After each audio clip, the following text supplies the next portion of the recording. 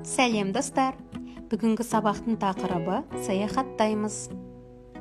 Саяхат – путешествие. Саяхатшы – путешественник. Демалыс – отдых. Аудармашы – переводчик. Ел – страна. Ұшақ – самолет. Әуежай – аэропорт. Шетел, за граница, зарубежье. Кеме, корабль. Суретке түсіру, сфотографировать.